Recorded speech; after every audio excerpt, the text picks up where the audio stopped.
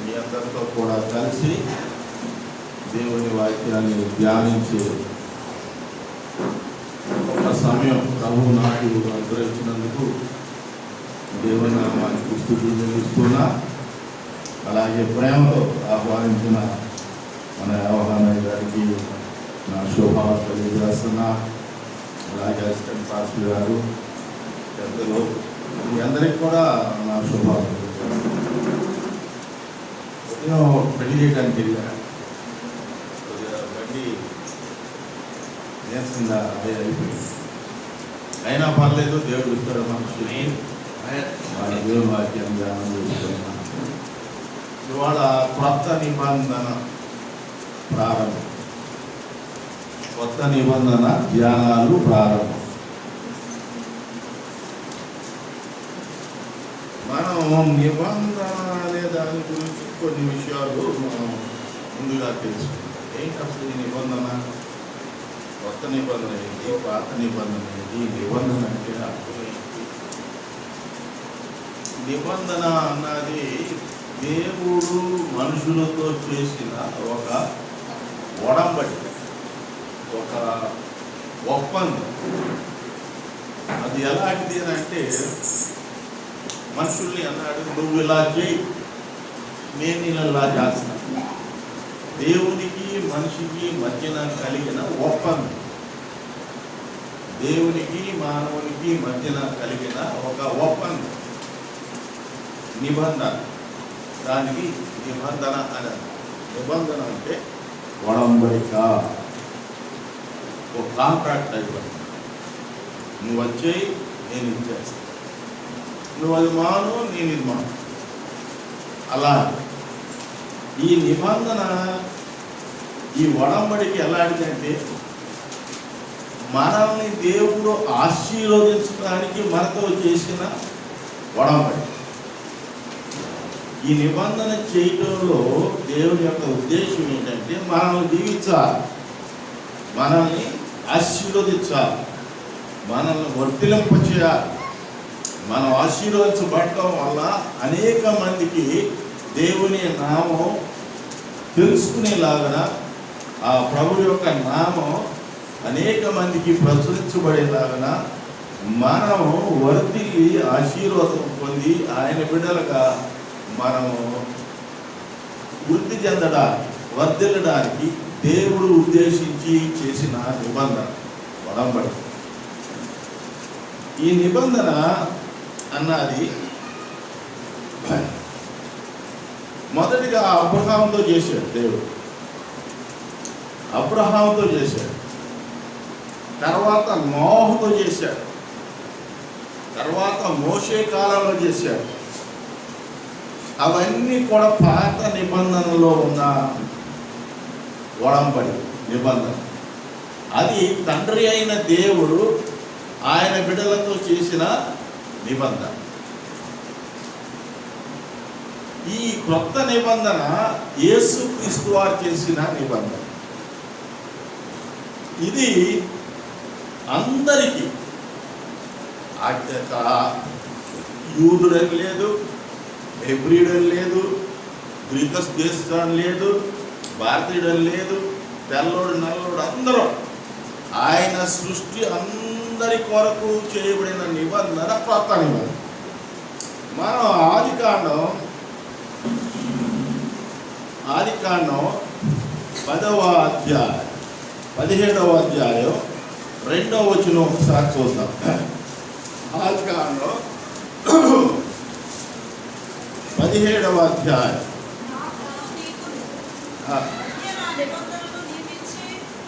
అదే మైక్ తీసుకుని చదువుకున్నాం. నాకును నీకును మధ్యన నా నిబంధనను నియమించి నిన్ను అత్యధికంగా అభివృద్ధి పొందించుదునని అతనితో చెప్పాడు. నిబంధన ఎందుకు అని అంటే, మనల్ని అత్యధికంగా అభివృద్ధి పరచడానికి, ఆశీర్వదించడానికి దేవుని నిబంధన.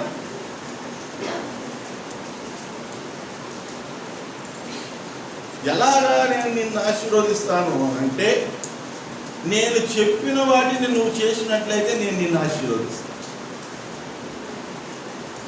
నా ఆజ్ఞలు నువ్వు పాటించినట్లయితే నేను నిన్ను ఆశీర్వదిస్తాను. నా వాక్యాన్ని నీవు ఇవన్నీ అనుసరించినట్లయితే నేను నిన్ను ఆశీర్వదిస్తాను. 108 చెప్తుందని అంటాడు, యెహోవా ధర్మశాస్త్రమందు ఆనందించుచు దివారాత్రులు దాన్ని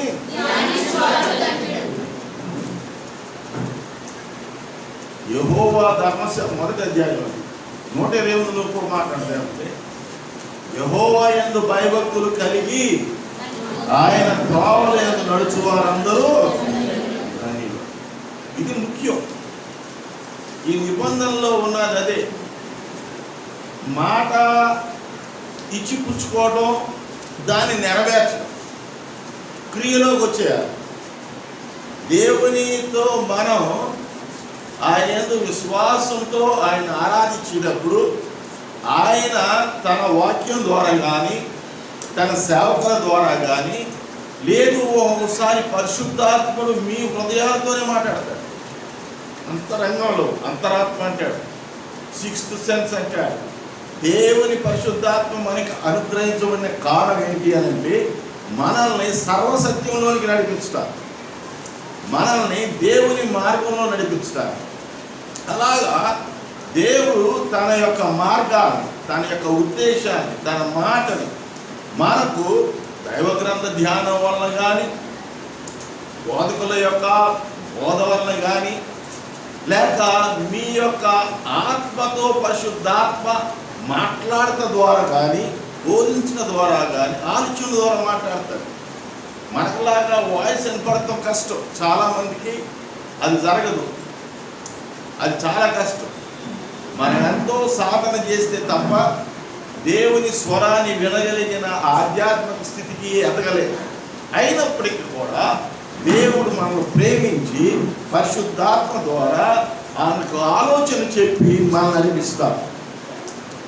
అలాగా ఆయన మార్గాల్లో మనం నడిచి మనం ఆయన నిబంధనని కానీ నిలవబెట్టుకుంటే ఆయన అంటున్నాడు, నేను నిన్ను ఆశీర్వదిస్తా, నిన్ను వర్ధిల్లింపజేస్తా. ఆ నిబంధన అబ్రహాము పాటించాడు.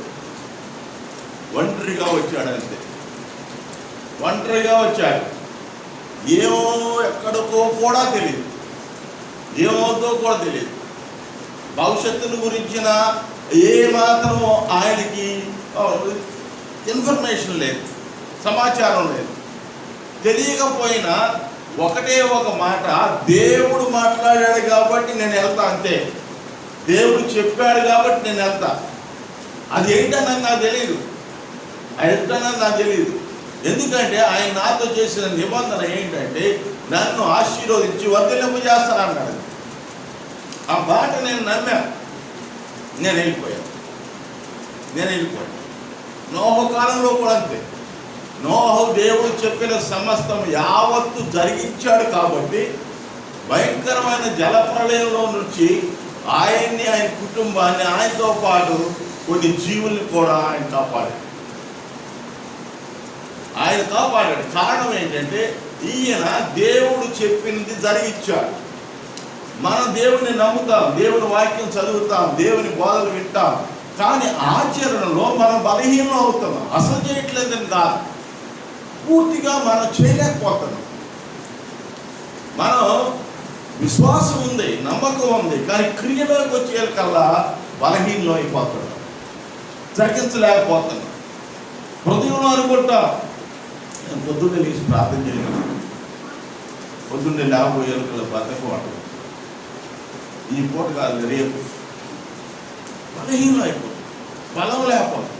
మనకి అలాగా సంకల్పం, బలం మనం పొందుకోవాలంటే దేవునికి ఇచ్చిన మాట ప్రకారంగా మనం జరిగించాలి అని అంటే, యేసయ్య కూడా వచ్చింది రక్షకుడు. సిలువకి వెళ్ళాల్సిన టైం వచ్చేది కదా, సాతానుడు శరీరాన్ని బలహీనపరిచాడు, ఆత్మహత్య సిద్ధంగా ఉంది.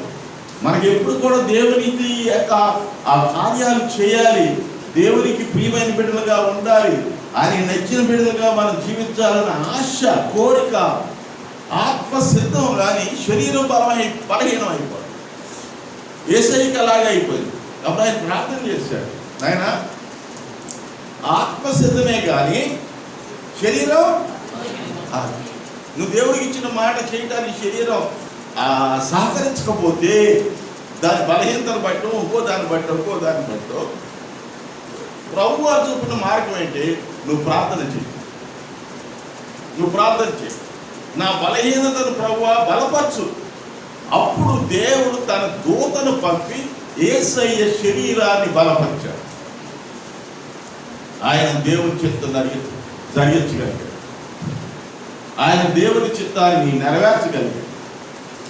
దేవునికి ప్రియమైన వాడు, మరణాన్ని కూడా జయించగలిగిన వాడు ఆయన దేవుని యొక్క కుమారునిగా ఆయన తన కార్యాలు.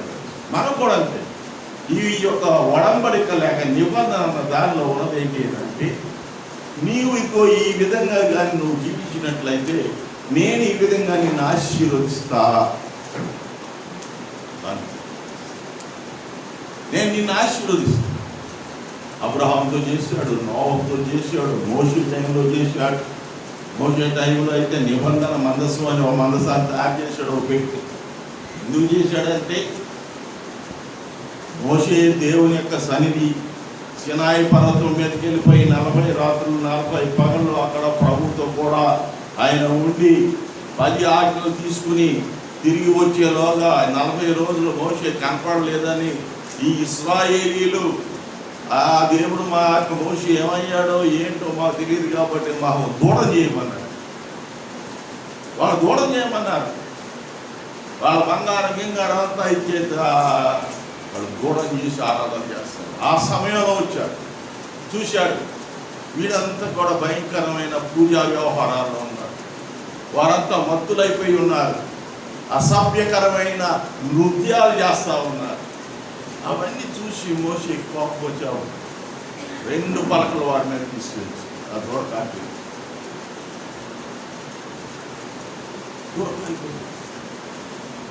ఐగుప్తులో నుంచి ఎంతో ప్రేమతో దేవుడు అద్భుతాలు చేసి ఫరో లాంటి మహారాజునే తల దించుకునేలాగా చేసి ఈ ఇశ్రాయేలు జనాంగాన్ని బయటికి లాక్కొని వచ్చి వారిని ఒక జనాంగంగా ఆయన తయారు చేస్తే వారు ప్రభువు పట్ల దేవుని పట్ల చేసిన కార్యం, అందుకనే నిబంధన మరలా చేశారు.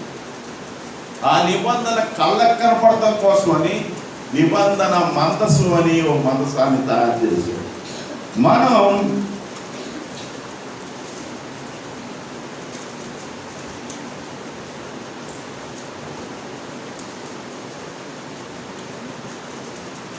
సంఖ్యాకాండం 10వ అధ్యాయం 34వ వచనం ఒకసారి చదువుతాం. సంఖ్యాకాండం 10వ అధ్యాయం 34.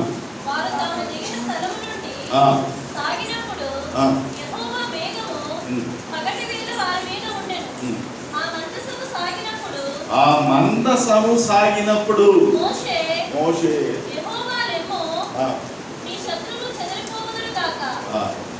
ఆ మందసం పెట్టాడు. ఎందుకంటే వీళ్ళు చూస్తే కానీ చేసినట్టు లేదు, అలాంటి అల్ప విశ్వాసంకి వచ్చారు, చూస్తే కానీ చేసినట్టు లేదు. అందుకే వాళ్ళు దూరం చేయించుకున్నారు. అద్భుతాలు ఎన్ని చేశాడు? ఐగుప్తు లాంటి మహారాజులే వాళ్ళు ఉడికిపోయారు, సముద్రాలను విడగొట్టాడు, వాళ్ళకి వాళ్ళు రాత్రిలోంచి నీరు తెచ్చాడు, మన్నా కురిపించాడు, పూరేళ్ళు పంపాడు. ఆడ యొక్క బట్టలు మాయల, చెప్పులు చినగల అద్భుతంగా కాపాడాడు.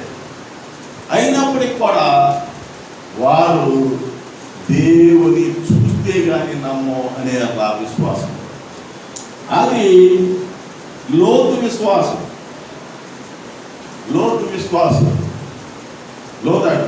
పేరేంటి?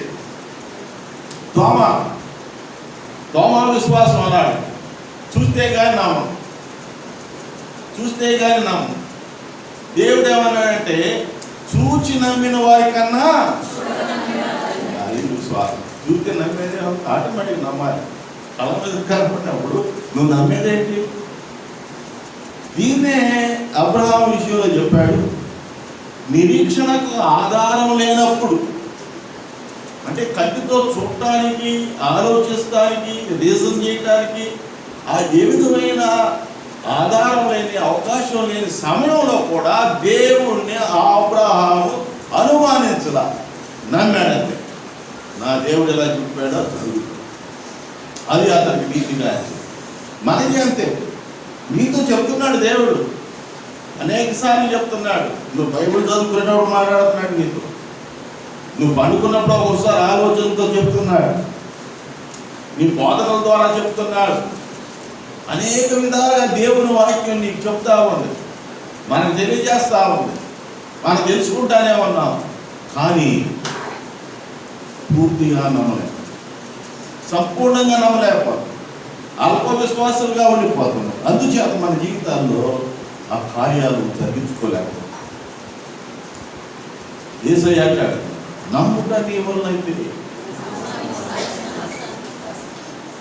నమ్ము వారికి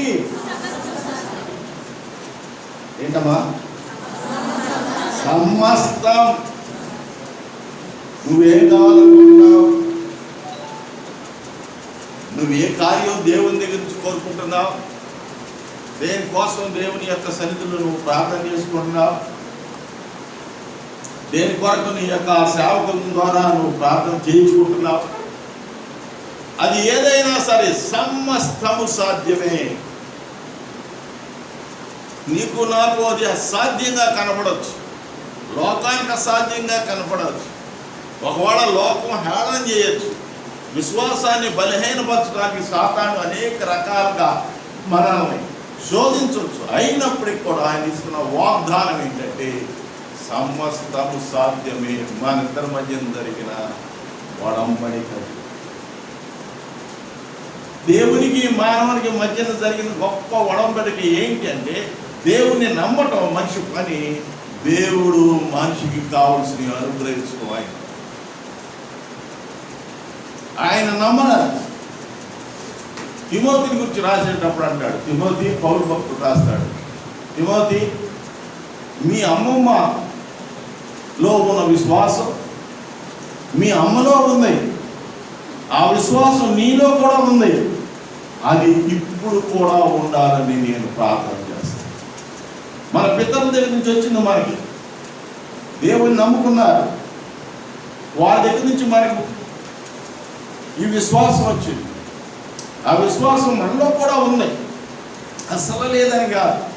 అసలు లేకపోతే దేవుని సన్నిధికి రావు. కాలక్షేపం కాదు ఇది, హరికథా కాలక్షేపం కాదు, ఏదో నవ్వించి కవ్వించి సంతోషపరిచేది కాదు. ఇది ఆధ్యాత్మికమైన ధ్యాన సమయం. మనం వచ్చామంటే నీకు ఉంది విశ్వాసం, నీ విశ్వాసాన్ని బలపరుచుకోవాలి, నమ్మటమే. నాయనా నా బలహీన విశ్వాసాన్ని నువ్వు బలపరుచుకున్నావు. నమ్ముట. అబ్రహాము నమ్మాడు కాబట్టి ఆశీర్వదించబడ్డాడు. అందుకని ఈ నిబంధనలో ఉండే మొట్టమొదటి కండిషన్ ఏంటంటే నీవు దేవుని నమ్ము, దేవుడు నిన్ను ఆశీర్వదిస్తాడు. దేవుని యందు విశ్వాసం వచ్చు, ఆయన నిన్ను. అలాగా పాత నిబంధనలో అబ్రహాముతో చేశాడు, నోహుతో చేశాడు, మోషేతో చేశాడు. నోహుతో చేసింది ఆదికాండం 9వ అధ్యాయం 8వ వచనంలో ఉంది. ఆదికాండం 9వ అధ్యాయం 8వ వచనంలో చూస్తే నోహుతో చేశాడు నిబంధన. ఏమని రాశాడంటే అక్కడ, మరియు దేవుడు నోహు అతని కుమారులతో ఇదిగో నీతోను నీ తదంతరం నీ సంతానంతోను నీతో కూడా ఉన్న ప్రతి జీవితోను, పక్షులేమి పశువులేమి నీతో కూడా భూజంతువులేమి ఓడలో నుండి బయటికి వచ్చిన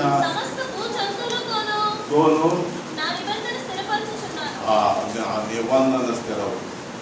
ఒక నోహే కాదు, నోహ కుటుంబం. అప్పుడు ఓడలోంచి బయటకు వచ్చిన ప్రతి జీవిని దాంతో కూడా నిబంధన అవి కాపాడుకుంటాయి. ప్రతి జీవి దేవుని మాట ప్రకారంగానే బతుకుతాయి. ప్రతి జీవి. అందుకనే దేవుడు వాటికి అన్ని అనుగ్రహిస్తున్నాడు. యేసయ్య కూడా చెప్పి మనకి కొద్దిగా బుద్ధి రావాలని చెప్పాడు. ఎందుకంటే కంగారు పడుకుంటారు. ఆకాశ పక్షులు చూడు, నిజమేగా అని చెప్పి నేను నవ్వుతున్నా. అవి వెత్తు కోయు కొట్టులో దాచుకో. అయినను మీ పరలోక తండ్రి అట్లా పోషిస్తున్నాడు. మీరు కళ్ళారా చూడండి ఒకసారి. అప్పుడన్నా మీరు నమ్ముకుంటున్నారు బాబు. దేవుడు నిన్ను పోషిస్తాడు, నీ అవసరం తీరుస్తాడు. నువ్వు అడక్క మునిపే నీకేం అవసరమో ఎరిగి ఉన్న దేవుడు.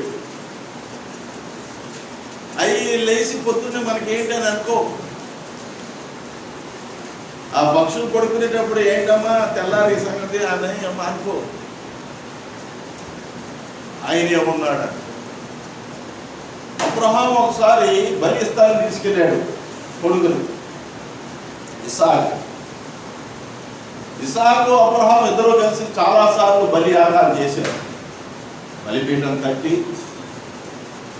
గొర్రెను వధించి కట్టెల మీద పెట్టి దహనం అందించేవాడు. ఇసాకు చాలాసార్లు చూశాడు సంగతి. ఆ నాన్న దహన బలి. ఒకరోజు వెంట పెట్టుకు వెళ్తున్నాడు. పొలాలు తీసుకున్నాడు, నిప్పులు తీసుకున్నాడు, గొర్రెలేదు. అప్పుడు అప్పుడు ఇసాకు అడిగాడు, నాన్న గొరిపెళ్ళలేదు అన్నాడు. ఏం చెప్పాలి?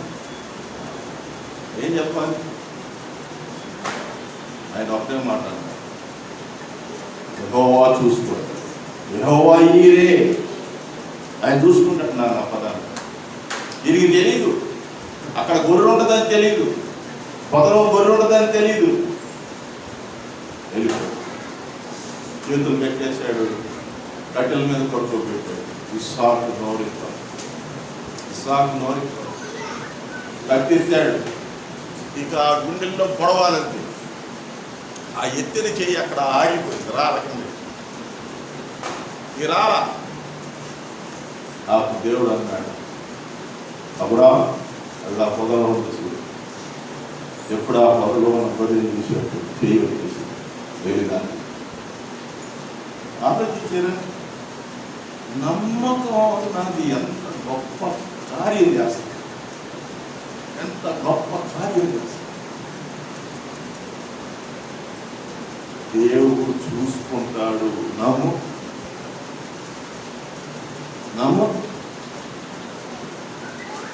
దేవుడు చూసుకుంటాడు, దేవుడు అనుగ్రహిస్తాడు. దేవుడు మన కార్యాలయం. అబ్రహాం ఆయన అన్నాడు, యెహోవా చూసుకుంటాడు.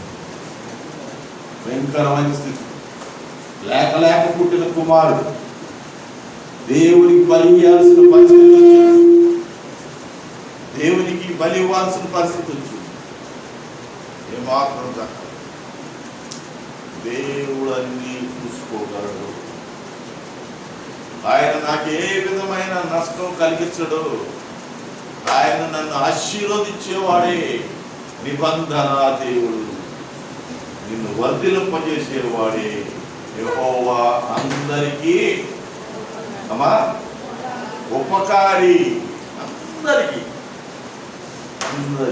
ఆయన ఎందుకు శ్వాసం ఉంచే ప్రతి పీటకు ఆయన చేయగలిగి చేసేవాడు.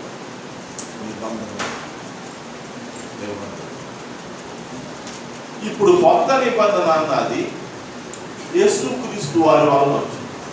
కొరింథీయులకు రాసిన మొదటి పత్రిక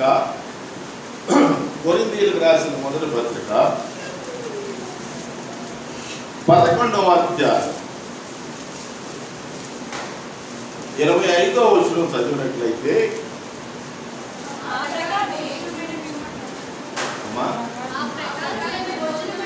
ఆ ప్రకారమే భోజనమైన పిమ్మట ఆయన పాత్ర ఎత్తుకొని, ఈ పాత్ర నా రక్తం వలన వల్ల కలిగిన కొత్త నిబంధన.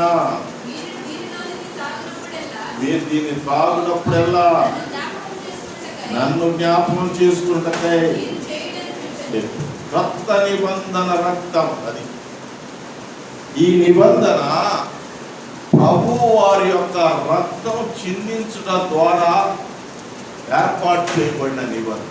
ఇది అందరికీ, జనులందరికీ, ప్రతి వారికి ఈ నిబంధన, కొత్త నిబంధన యేసుక్రీస్తు వారి ద్వారా మనకు అనుగ్రహించబడింది.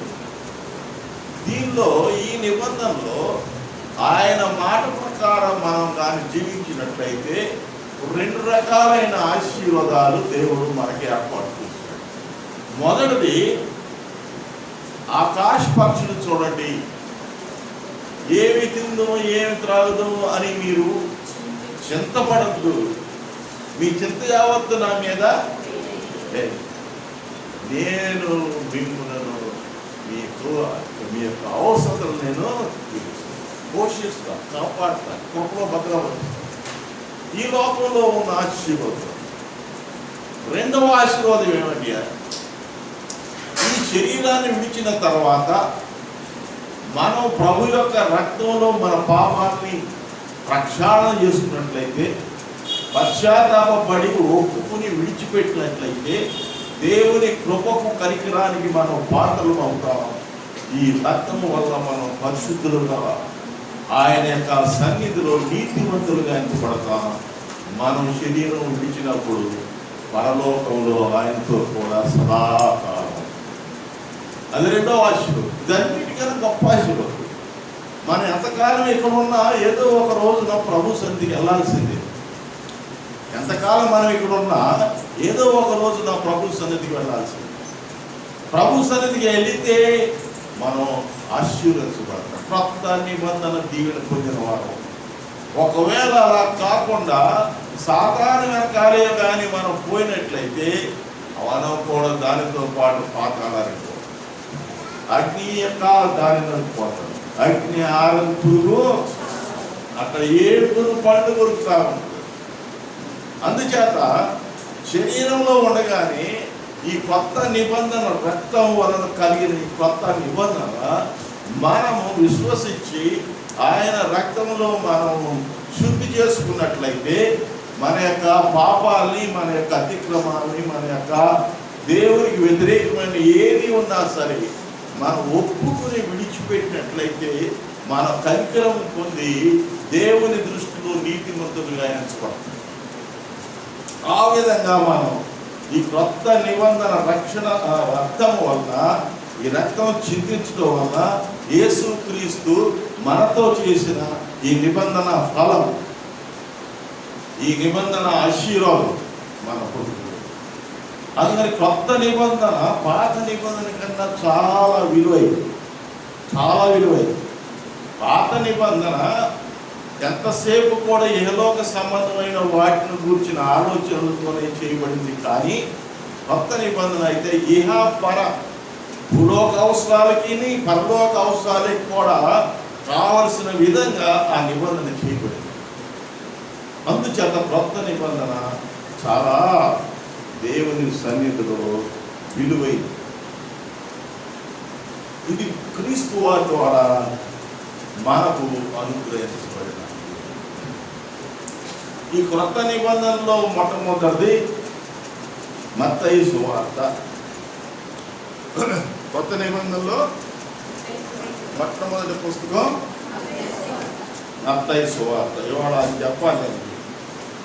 అది దాన్ని చెప్పడానికి ముందు ఈ నిబంధన విలువ తెలిస్తే అప్పుడు ఈ సువార్తలే కానీ, పత్రికలే కానీ, ప్రకటనలే కానీ ఇవన్నీ కూడా మనకి వాటి విలువ అర్థం అవుతుంది. అందుచేత నిబంధన గురించి కొద్దిగా మనం ధ్యానించాలి.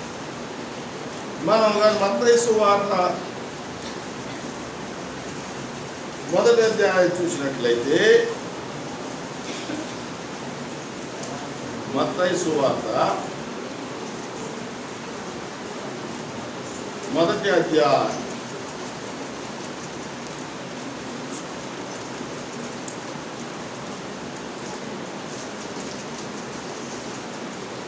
38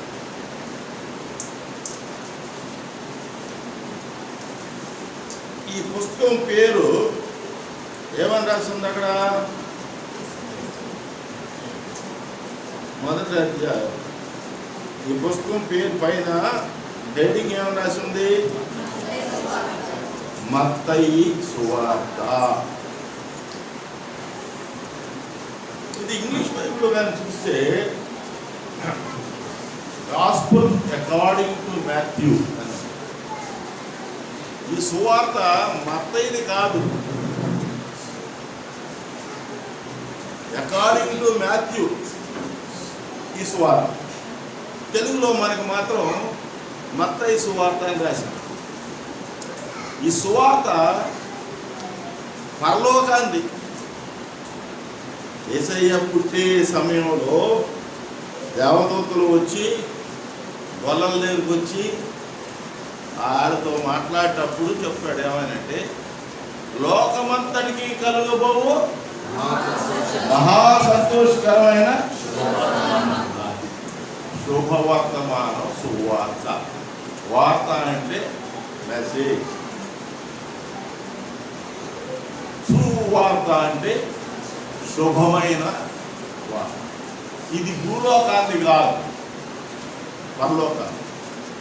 కొత్త నిబంధన ఎలాగ పరలోక భాగ్యం అనుగ్రహించడానికి ప్రభు వారి యొక్క రక్తం చిందించడం వల్ల కొత్త నిబంధన ఏర్పడిందో, అలాగే ఈ సువార్త పరలోకం నుంచి వచ్చింది.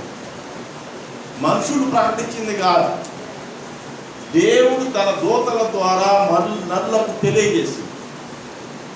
పరలోక సైన్య సమూహం వారు వచ్చి వాళ్ళకు ఈ సంగతి చెప్పి, ఇదిగో మీరు భయపడద్దు, లోకమంతటికి కలుగబోవు మహా సంతోషకరమైన శుభవార్త నేను మీకు తెలియజేస్తున్నాను. ఈ సువార్త దేవుడు మనకు పంపిన వార్త. దేవుడు మనకి పంపిన వార్త, ప్రత్యేకించి మన కోసమే, మనుషుల కొరకు. రెండవది తన దూతల ద్వారా పంపిన వార్త. ఈ సువార్త అనేకమైన ప్రవచనాలు ప్రవక్తల ద్వారా తెలియజేయబడ్డాయి. అనేకమైన దేవుని గ్రంథంలోని విషయాలు అపోస్తలుల ద్వారా బోధించబడ్డాయి. కానీ ఈ సువార్త ఉందే, ఇది మాత్రం దేవుడు ప్రత్యేకించి తన దూతల ద్వారా పంపించాడు. ఏదైనా కార్యక్రమం అవుతున్నది ఏమా, నువ్వు నన్ను చూడకపోతే నాకే బాధగా ఏనన్నామా. ఇది ఎట్లా అడితే తెలుసా? ఇది గింజతో చెప్తాడు. ఈ గింజ పడిందనుకో, దాని టైం వచ్చినప్పుడు మొలుస్తుంది. మొలిసిందనుకో పెరుగుతుంది, పళ్ళు. నా ఇంట్లో ఒకసారి నేరేడు చెట్టు పడింది. ఇప్పుడు ఆటలో ఒక చెట్టు ఉంది, ఇంత కాదు, ఎవడో ఇలా ఆ గింజ మరి కాకి తెచ్చిందో ఏం తెచ్చిందో అది పడేస్తున్నాయేమో. దాని టైం వచ్చింది, మొలిసింది. ఎంతెందులో ఒక కాయలు ఈ క్యారీ బ్యాగ్. అలాంటిది ఈ వాక్యం. ఇది మనకు ఫలింపజేస్తుంది, ఆశీర్వదిస్తుంది. ఈ వాక్యం మనకి చెప్తే ఇవాళ కాబట్టి రేపైనా దాని సమయం వచ్చినప్పుడు అది మీకు మేలు చేస్తుంది.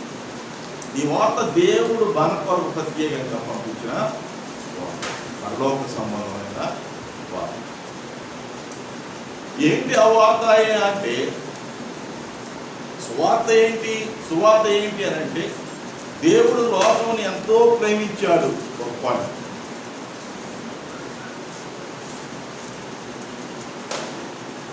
తన అద్వితీయ కుమారుడు మన కొరకు పంపించాడు. రెండవది, ఆయన ఎందుకు విశ్వాసం ఉంచేవారు ఆయనకు కుమారులు కుమార్తెలుగా చేస్తారు. ఈ మూడు విషయాలు దేవుని యొక్క ప్రేమను ప్రకటించేది ఈ సువార్త. ఆ దేవుని యొక్క సువార్తను మనం కానీ నమ్మగలిగితే, తన కుమారుడు అద్వితీయ కుమారుడు అయిన ఏకైక కుమారుడు మన కొరకు పంపించాడు అని కానీ మనం నమ్మగలిగితే, మనము దేవుని బిడ్డలుగా ఆయన అంగీకరిస్తారు. ఆయన బిడ్డలుగా మనం ఈ లోకంలో పొందవలసిన అన్ని పొందుతా పరలోకంలో ఆయనతో కూడా సదా. తెస్సలోనికై పత్రికలో పౌలు అదే చెప్తాడు. క్రీస్తు యేసు మృతి పొంది తిరిగి లేచినని మనం నమ్మినే కదా, అది సువార్త. క్రీస్తు యేసు మృతి పొందాడు, మన కోసం వచ్చారు, రక్తం చిందించారు, క్రొత్త నిబంధన రక్తం, మరణించారు, సమాధి చేయబడ్డారు, తిరిగి లేచారు. ఆయన మరలా రానై ఉన్నారు.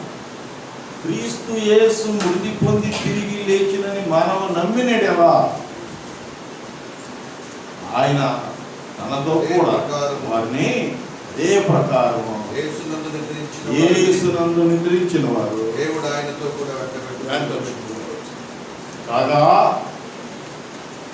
కాగా మేము ప్రభువు మాటను బట్టి మీతో చెప్పున్నదేమనగా ప్రభువు రాకడ వరకు సజీవులమై నిలిచిండు మనము నిద్రించిన వారి కంటే ముందుగా ఆయన సన్నిధి చేరము. ఆర్భాటంతోను ప్రధాన దూత శబ్దముతోను దేవుని బూరతోను పరలోకము నుండి ప్రభువు దిగి వచ్చును. క్రీస్తు నందుండి మృతులైన వారు మొదట లేతురు. ఆ మీదట సజీవులమై నిలిచి ఉండు మనము వారితో కూడా ఏకముగా ప్రభువుని ఎదుర్కొనుటకు ఆకాశ మండలమునకు మేఘముల మీద కొనుక్కోబడదు. సదాకాలము ప్రభువుతో కూడా ఉందుము. ఆఖరి అత్యుత్తమైన ది హైయెస్ట్ బ్లెస్సింగ్, సంక్రమించిన ఆశీర్వాదం ఈ క్రొత్త నిబంధన వల్ల కలిగింది. క్రొత్త నిబంధన వల్ల మేఘం మీద వెళ్ళిపోతుంది. ఈ నమ్మడానికి సత్యం. కానీ మనం మామూలుగా అనుకున్నప్పుడు కానీ జరుగుతున్నాయి. నమ్మగలిగిన వారు దాని ఫలం అనుభవిస్తారు. సందేహించేవారు వారి ఫలం ఆగుతుంది. దేవుడు అందరికీ కూడా సమస్తం కూడా సమకూర్చాడు. ఓయందు భయభక్తులు గల వారి కొరకు ఆయన దాచి ఉంచిన ఎంతో గొప్ప దాచించాడు.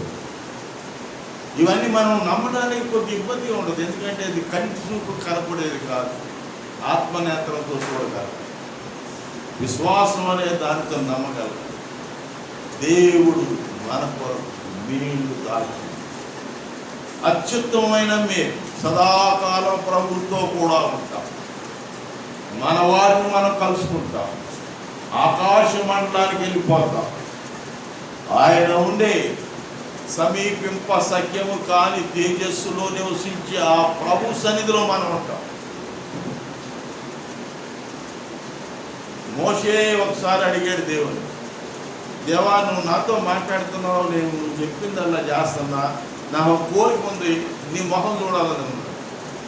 అప్పుడు మోషేతో దేవుడు అన్నాడు, నువ్వు చూడలేవు మోషే, చూసావంటే నువ్వు బ్రతుకు. అంత తేజస్సు, అంత బ్రైట్నెస్, దాని మహిమా అన్నాడు. అంత తేజస్సు, సమీపింప సఖ్యం కానీ తేజస్సులో నివసించేవాడు, ఉన్నత సింహాసనం మీద ఉండేవాడు. ఆయనతో కూడా మనం ఉంటాం, సదాకాలం ఉంటాం. కారణం ఏంటంటే ఏ మహిమనైతే ఆదాము ఏదేను వనంలో పోగొట్టుకున్నాడో అప్పటి నుంచి మన అందరం కూడా మహిమను పొందలేకపోతాం. రోమాలు అదే చెప్తాం. ఏ భేదమును లేదు, అందరూ ఏ భేదం లేదు, అందరూ పాపం అంటే పక్కోడు జీవి కొట్టేసాడు. దేవుడు చెప్పింది ఎనో చెయ్యి. అదే పాపం. పాపం అంటే ఏంటనుకున్నావు? నీకు చెప్పాడు చేయట్లా.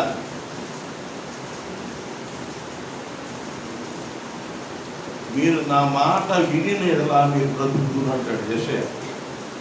రండి, చెవి యొక్కి నా ఎదుగు రండి, నా మాట వింటే మీరు బతుకుతారు, ఆశీర్వదించబడతారు, ఇక మీకు మరణం ఉండదు, సదాకాలం ప్రభుత్వం ఉంటారు. మాట వింటే, మాట వినకపోవటమే పాపం. మాట వినకపోవటమే.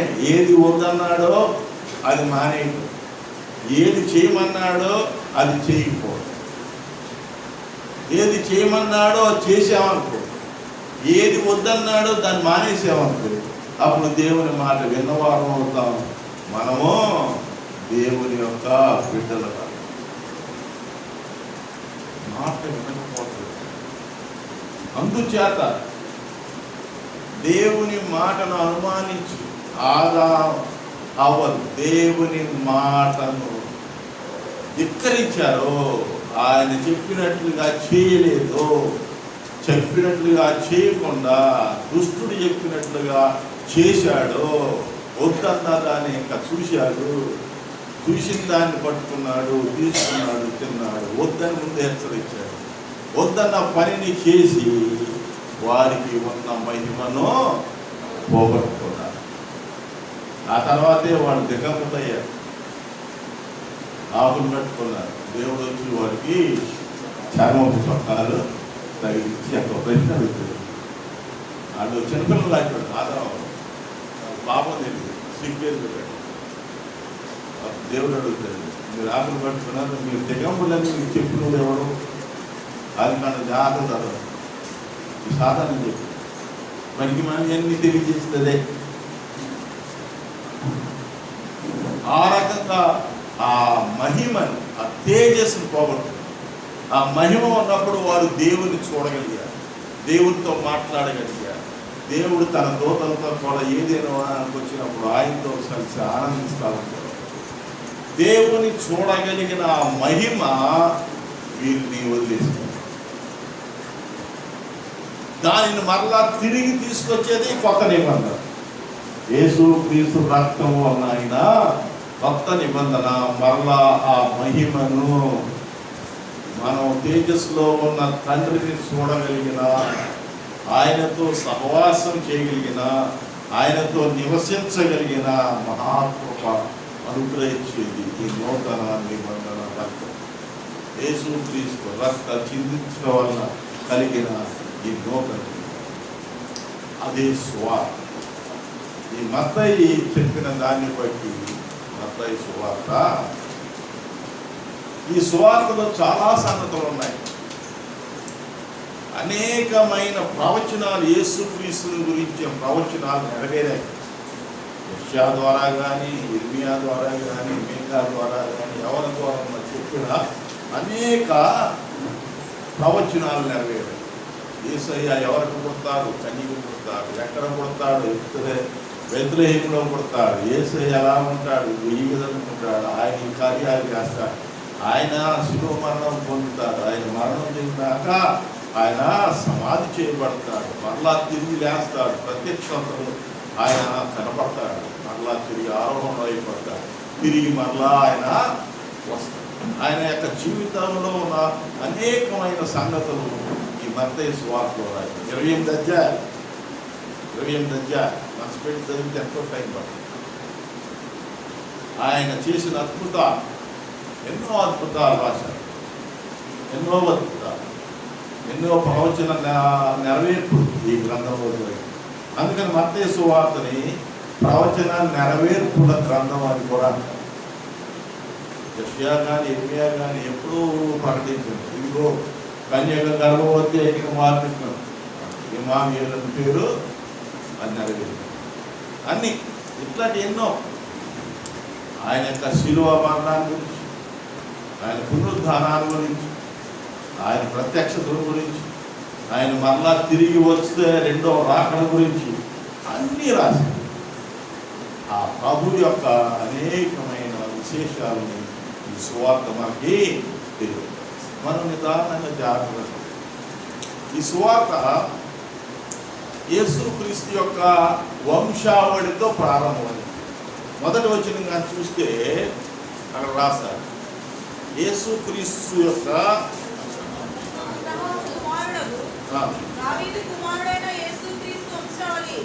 దావీదు కుమారుడైన వంశావళి. ఆ వంశావళితో ప్రారంభం. అంటే యేసు ప్రభు వారు ఎలా వచ్చారు, ఎవరి ద్వారా వచ్చారు, వాళ్ళ పితరులు ఎవరు, తాతముత్తారులు ఎవరు, వాళ్ళు ఎలా వచ్చారు అన్న సంగతిని అక్కడ తెలియజేయారు. ఎందుకంటే ప్రత్యేకంగా అది తెలియజేయడానికి కారణం ఏంటంటే యేసయ్యకు దావీదు కుమారుడు అన్న ఒక పేరు. దావీదు కుమారుడా నన్ను దాటిపోకయ్యా, నజరేయువాడా నన్ను విడిచి పాట. ఆ ప్రవచనాలన్నీ దీనిలో నెరవేరినట్టు రాశాడు మత్తయి. ఆ విధంగా యేసయ్య యొక్క పుట్టుకల గురించి, వారి యొక్క వంశాల గురించి, వంశావళి గురించి దాంతో ప్రారంభమైన ఇది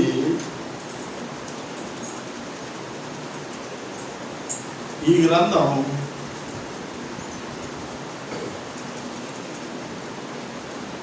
భూదిగంతాల వరకు కూడా వెళ్ళి సువార్త ప్రకటించి వారిని శిష్యులుగా చేసి వారిని తండ్రి యొక్క, కుమారుని యొక్క, పరిశుద్ధాత్మ యొక్క నామంలో బాప్తిసం ఇచ్చి వారిని శిష్యులుగా చేయండి అని ఇచ్చిన గొప్ప ఆజ్ఞ, గ్రేట్ కమాండ్తో గురించి. గ్రేట్ కమాండ్, గొప్ప ఆజ్ఞతో గురించి.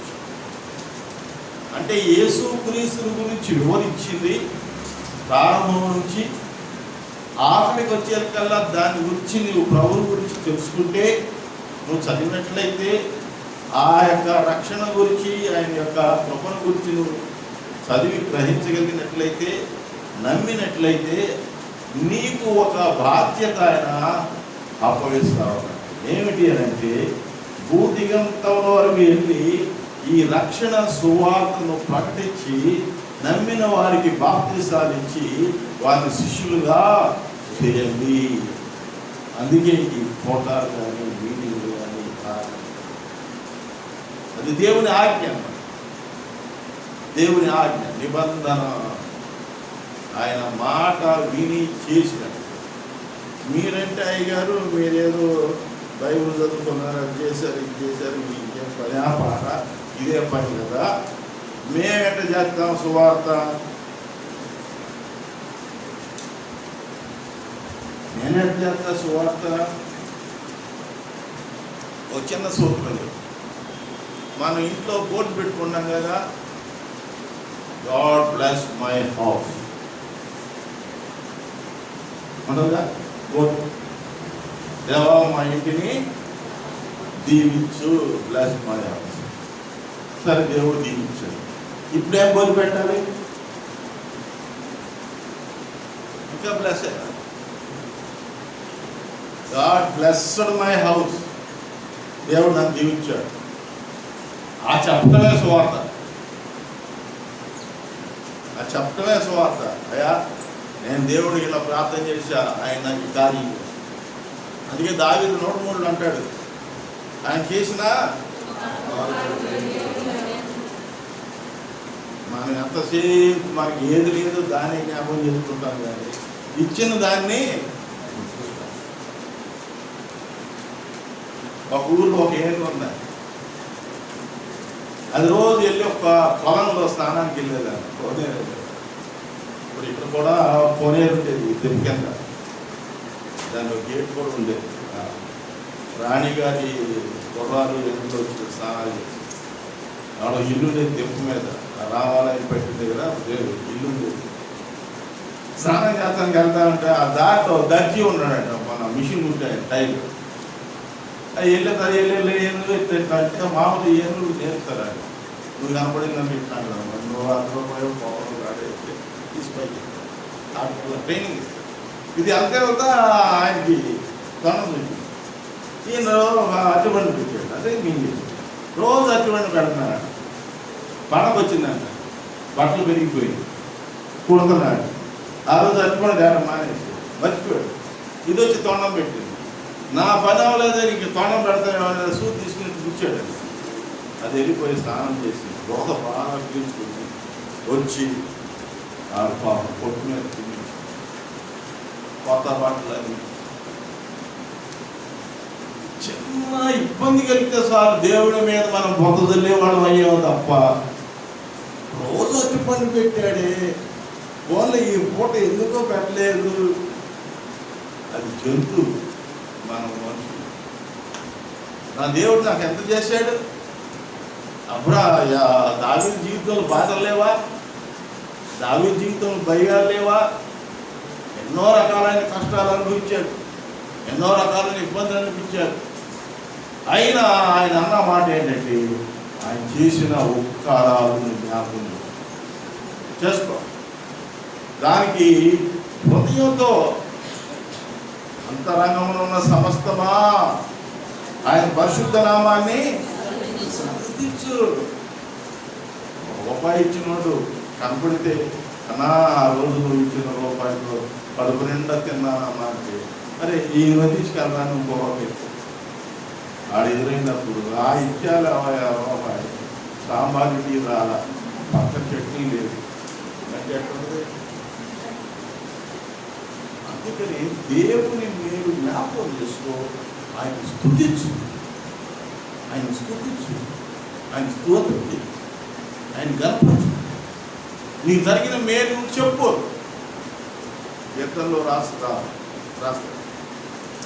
యెహోవా యందు భయభక్తులు గలవారులారా రండి, ఆయన నాకు చేసిన మేలు నేను చెప్తా, వివరిస్తా. ఆమె భాషణం కాదు, ఆయన భాషణ గారు కాదు, మామూలు విశ్వాసం. ప్రార్థన చేసుకుంది, ఏ కష్టకాలంలో ఏం చేసిందో మొత్తం దేవుడు ఆమె కార్యాలు చేశాడు. మేలు జరిగినాయి కదా అని నెలకడ కూర్చోవాలా. ఆమె భక్తి పొంది అందుకని చూసుకుంది. యెహోవా యందు భయభక్తులు గలవారులారా రండి, ఇదిగో దేవుడు నాకు చేసిన మేలు నీకు కలుగుతున్నాడు. సాక్షులుగా blessed my house, bless my హౌస్లో నుంచి బ్లెస్డ్ మై హౌస్. ఆయన చేసిన కార్యాలు మనం ఎప్పుడైతే సాక్ష్యంగా ఇతరులకు తెలియజేస్తామో, ఆ వినిన వారు కూడా మన దేవుని మీద నమ్మకం ఉంచుతారు. మనల్ని ప్రార్థన చేయ నిన్ను అడుగుతారండి, అమ్మ నా కోసం కూడా చేయి, నా ఇంటికి 67 కీర్తన అన్యజనులకు నీ రక్షణ మార్గము తెలియబడినట్లుగా మా దేవుడు మమ్మల్ని ఆశీర్వదించుగాక. మన దేవుడు ఆశీర్వదించు.